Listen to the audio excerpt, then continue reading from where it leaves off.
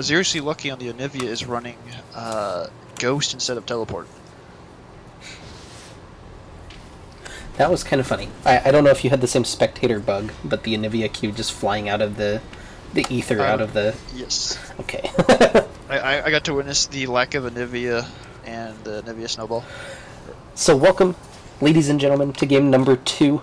On the red side, wearing the red health bars this game, for the second game in a row, are going to be Team Vicious and Delicious. And on the bottom side, wearing the blue health bars, up 1-0, looking to close out the best-of-3 series, are going to be Sweet Anime Thighs. And the invade's spotted already. The jig is already up, as Budinsko able to spot the 5 members of Vicious and Delicious walking in to the banana bush. And this is always good. How do you respond to the invade? Well, you go and push some vision of your own. Make sure that you have knowledge that they might not necessarily have knowledge of you having. And that's actually a really interesting spot for a ward over by the wolf camp. Any ideas about that ward in particular? I believe it'll be, well, it'll time out before it happens, but I think the thought process is you'd be able to spot Sundora after he's finished his wolves. If he chooses to do the quick blue wolves red clear, you might be able to see him as we get synchronized masteries. Maybe they're also worried about the swap, the possible swap of Anivia going top and Talon coming mid. That's possible. I would imagine Talon could feast on a Galio early if he can respect the base damages that the Galio has. Already is Seriously Lucky coming in, landing the Q and a couple of autos, getting that Thunderlord's proc. You gotta really assert that dominance early. Slowest auto attack in the game, and as I mentioned last game, Anivia's wave clear is her harass early, so because of the harass she wasn't able to clear that wave very quickly. I guess we never did introduce individual members on each champion. I tend to only do that in game number 1. I don't know why I've been doing that this season, but we certainly could. We're a little late on, though, as Crispy Botliner comes in, the Noxian Diplomacy getting 2 stacks early, but not able to get that 3rd in the big bleed. Yep, and he is running Ignite up on the Talon, so he's looking to get that level 2 Talon cheese. Yeah, and that's interesting with the 2 teleports from Snow and Budinsko versus the 0 teleports now out of Vicious and Delicious. It's going to have to be a really aggressive, really powerful top lane Talon to make this worth it. And Lefty is trying to go over the wall. He's actually spotted by the ward, so this is known. Crispy's trying to run away already, but doesn't have the parkour available. Flag and Drag misses. Ticking down, though. The flash in from Budinsko is going to pick up first blood.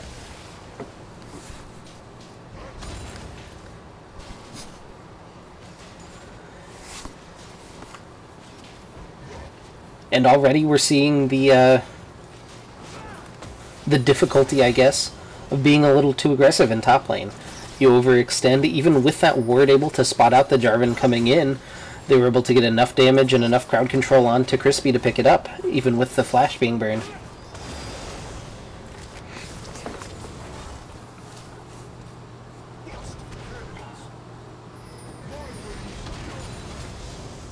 Lefty was looking for something mid, but didn't see the opening he was really looking for, especially with Snow burning all of his abilities coming in there. There's nothing left to engage.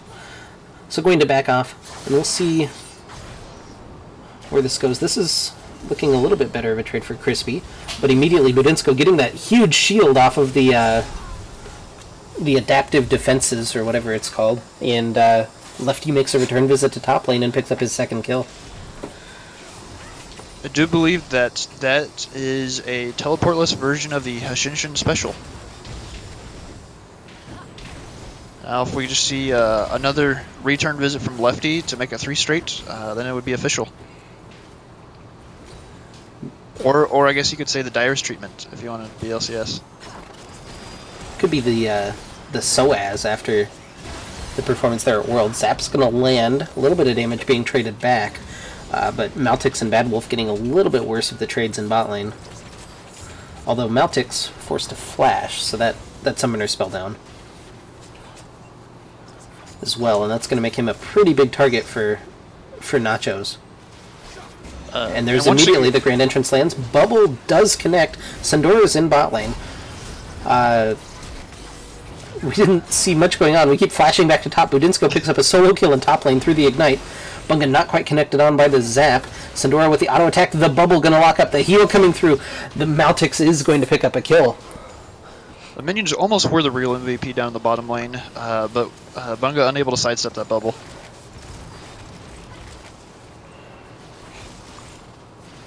Very barely the kill coming through for Maltix, but it is one picked up. So bottom side of the map a little bit now in favor of Vicious and Delicious, where Sweet Anime Thighs definitely have claim to the top side of the map. And before all that exciting entertainment happened, I was going to mention that once again, Bunga has opted to start for the Relic Shield to help with that Ardent Rush, while the Jinx started with the Doran's Blade. Yeah, so even losing a little bit of that trading power might have shown through during that gank, and the slight amount of healing as well from the Doran's Blade.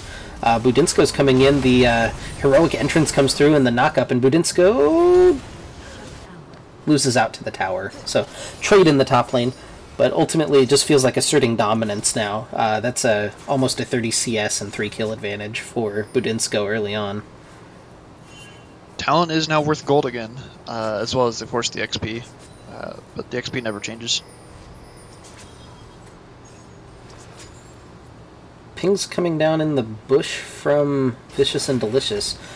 A little bit of gamesmanship here as Maltix runs through, trying to avoid this snare and just running out into the river. But Lefty's out there. Bunga's taken really low. Auto attacks from Nami. Rocket comes through from Maltix to pick it up.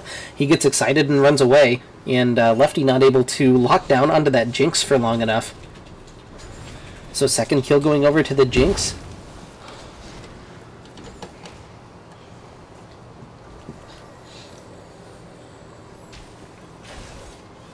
Now Budinsko's back, already looking to scrap. But the lane swap actually coming through, as that's Lucky up in the top lane, giving a little bit better of the trade. Crispy's still having a rough time getting bullied out by Snow. But it at least feels like a preemptive decision. You don't want Crispy going up there and dying for a 5th time immediately. At least he should be able to pick up a little bit of farm, whereas Lucky should be able to at least farm against Camille. We already see him with a decent chunk onto Budinsko. But he's out of mana now.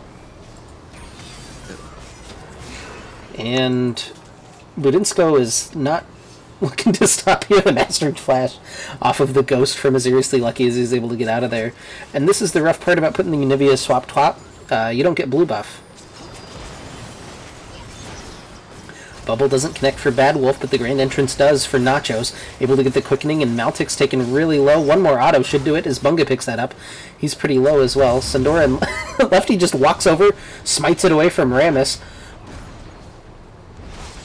and then fights him just for the process. Flag and Drag comes through, locks him into the battle pit. He doesn't have Flash available, so this is a one-way trip as Lefty picks up the kill. Bad Wolf now going to take the Camille ultimate and hand the kill over to Budinsko. So a good roam down off of the teleport from Budinsko sets up... Well, I guess it was a better invade from Lefty first that sets everything up, and the Budinsko able to secure that second kill with the Hextech ultimatum. And actually, because Bunga died twice early, Nachos was able to pick up a bunch of solo XP and was able to hit level 6 before anyone on either side of that bottom lane. So that allowed the quickening to kind of open things up and cause the Jinx to finally die. So there you have it. As the AD carry, you just feed to give your support a level 6 faster. There's 4 people diving mid. The taunt's actually going to connect through the invisibility for Talon. He's really low, but not able to connect anything through as Budinsko picks up his 5th kill of the game already.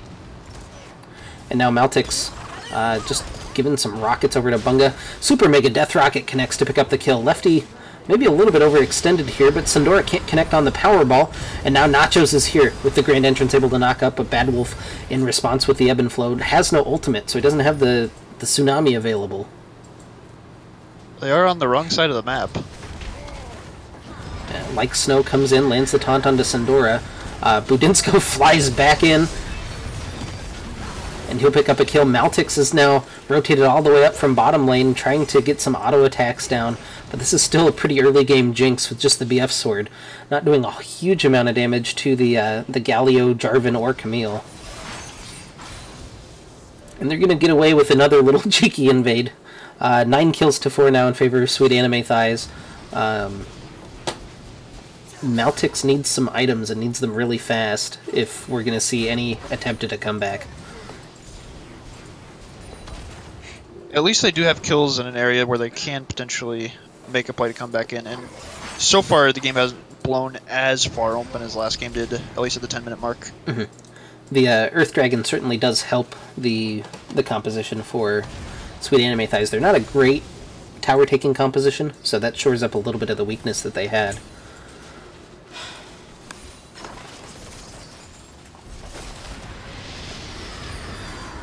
Lucky now, trying to trade with Budinsko. He gets a good chunk on him and dodges the slingshot.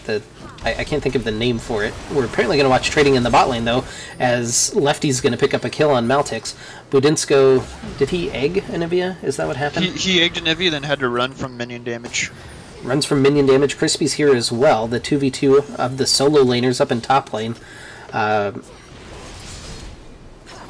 least slightly in favor of Vicious and Delicious so far. Sandora's in. He flashes in off of the Powerball, trying to get the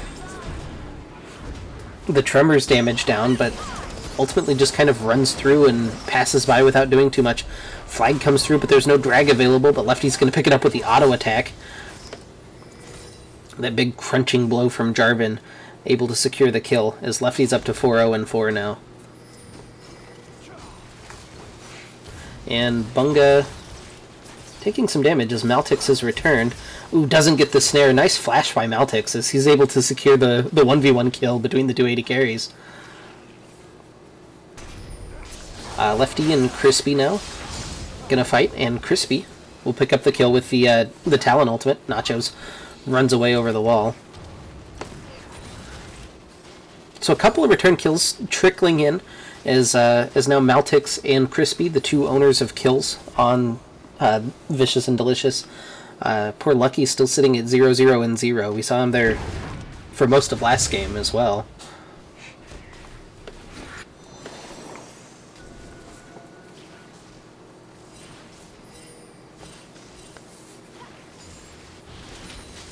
Now Budinsko and Lucky gonna scrap again. Remember now the Anivia passive is down. Taunt comes through for Sandora. Ooh, the flash in from Budinsko. He's got so much damage early on. Heroic Entrance comes through as well, and 2 kills picked up for Budinsko. Anivia actually walked back, like trying to maybe get an ability off or something, but I think that put her into the flash range. Crispy's going to fall as well, and that's now 3 more kills in the pocket of Budinsko.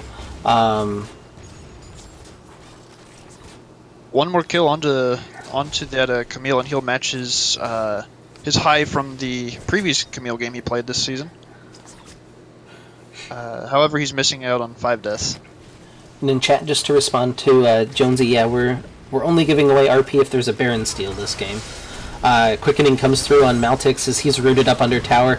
Another kill for Budinsko as the Battle Pit takes another. Learn to read your chat, Jonesy. And Sweet Anime Thighs now up 10 kills. Gonna take the tower as well. It's only the second tower going down. We are still relatively early in the game, but... Oh, Lefty smites away the blue again. Does he get out cleanly? No, they found a different target. As Budinsko flies in from the side, Featherstorm comes through. Roots up 1. Bunga is gonna pick up a kill finally. The AD carry getting involved in some of the killing. How strange is that? Lucky slowed up under tower as Like Snow flashes in, lands the Galio taunt. Flag and Drag comes through, knocking up 1 as well. Bunga trying to just fire away with the feathers. I think Nachos flashed over the wall to help get into everything. But Maltix able to pick up 1 kill in return as he's up to 5 and 3 on the Jinx. Ooh, the Death Rocket goes just astray. And now Maltix trying to fight on the front line as the Jinx Flag and Drag comes through, not able to connect. A lot of low health bars, but finally some CC lands as Nachos picks up the kill.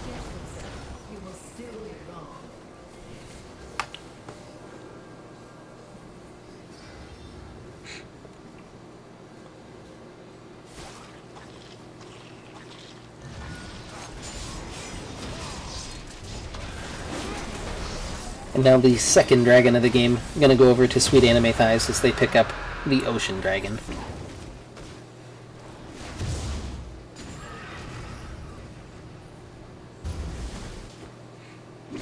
So some interesting item builds worth noting. The Jarvan with the combination Serrated Dirk and Cinder Hulk. How are you feeling about that synergy there? I mean, if the Jarvan wasn't so far ahead, I don't know if we'd be seeing that. Typically, you would either see like a Tiamat or a dead Bunga.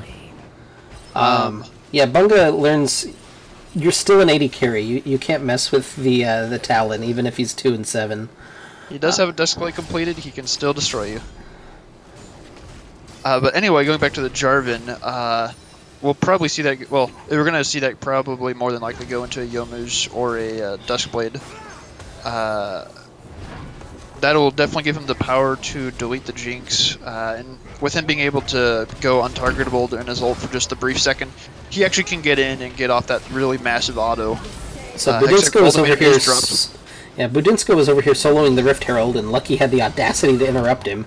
He's going to pay for that. 12th kill of the game over to Budinsko. Crispy is caught as well, as Lefty able to pick it up with the Chaos Dunk. Sandora has enough crowd control. This actually is a little bit dangerous for Nachos to be in by himself, but able to get out safely. The Rift Herald is being fought currently, and it'll be picked up. It's the Eye of the Herald goes over to Budinsko. And this is a pretty big Camille. I wouldn't want to be the Jinx. Yeah, Maltix is playing pretty well, like keeping up in CS despite the map falling apart around him. 5 kills. It's not a horrible Jinx game for Maltix, but it's just unfortunate when the 12 kill Camille's on the enemy team. Oh, the Q just misses from Anivia to try to interrupt the Herald drop, and now Buditsko pretty much successfully 1v2ing. Oh, the Death Rocket connects, and that's actually going to turn the kill. Bad Wolf with the secure on it. Lefty gets the return, and now the taunt comes through from Galio, able to lock some people up. But Sandora keeps Lefty there with the Rammus taunt as well. Deciding not to chase any further as the bot lane coming through, and the Herald is destroying their turret as well, back behind everything. So a sloppy fight there, and actually a 2-kill-to-1 advantage for Vicious and Delicious. Unfortunately, the kills were picked up by... well, one was picked up by Maltix, but the other one did go over to Bad Wolf. Featherstorm comes through, he tries the flash to get that little bit of extra range, but doesn't work out, not able to land this snare. And now Budinsko flies in over the wall, Hextech Ultimatum down, and that's what we were talking about. Not really fun to be the Jinx in that situation. Sundora's going to get locked up as well as the double kill goes over to Snow.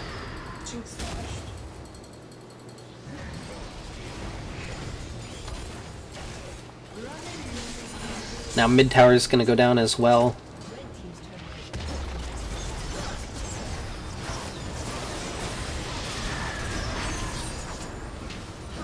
Lucky's trading back a fair bit of damage. The heal's going to keep Nacho safe. The dunk comes through, the Jarvan Jacuzzi immediately cancelled by Lefty. I don't know that he needed to cancel that necessarily. He has a bunch of teammates who can come over the pit, but it doesn't really matter. Inner turret goes down. They're actually regenning up with the Ocean Dragon as well, and they're going to turn their sights toward the Baron pit. There's still 30 seconds, so a little bit early to travel over here. One of the small mistakes they're making this game, I guess. And Sandora's not on the correct side of the map to attempt to steal. Again, we need the steal for an RP giveaway in chat, and he even uses his smite there, so this seems pretty unlikely. Will Crispy be the hero that the people in chat need? Hey, we're actually a part of this competition as well. Well, Baron sat there at 97. I don't know if that was a little bit of gamesmanship or just a mistake from Lefty, but no steal does come through. As Budinsko picks up his 13th kill of the game.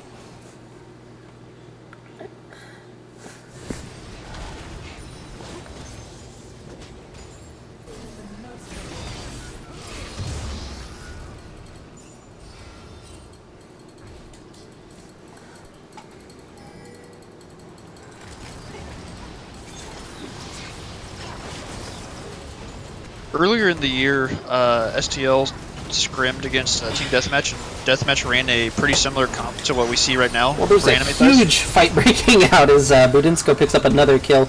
Everybody's flying in. Sandora's tanking up everybody for quite a while, but not able to get anything really accomplished. GLP comes through from Lucky, trying to make something happen, but he is scrambled. But, as I was saying, yeah, of course, the fight's more important than a story. But anyway, Team Deathmatch ran a pretty similar comp against us, except that I was playing a Tristana and not a Jinx, so I at least had an escape plus a self-peel, and even that was awful. Fed Camille jumping in, it was a Gragas instead of a Jarvan, and instead of the Galio, it was an Orianna ball delivery system. And that was just painful. So, basically what you're saying is that you're leaking scrim results in chat. Dang straight. Okay. So yeah, Bunga picks up another kill. That's the 33 on the game for Sweet Anime Thighs, and they're going to pick up a really easy 2-0 win. The first game was what, 25, 26 minutes? This one's only 22. And yeah, clean-ish 2-0. Budinsko picks up 16 kills in this game. And yeah, I don't know that there's really too much to say. That game snowballed pretty hard off of 3 straight kills in top lane for Budinsko and Lefty. Your MVP? I'd go Budinsko again. That'd make him MVP of the series as well. He was set up really nicely by Lefty.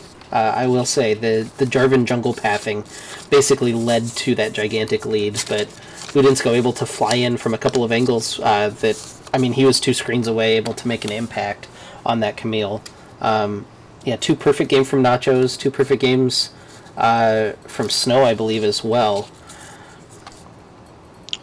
Yeah, they definitely did Sweet Anime Thighs did an excellent job of punishing the lack of teleport on the top laner. Mm-hmm.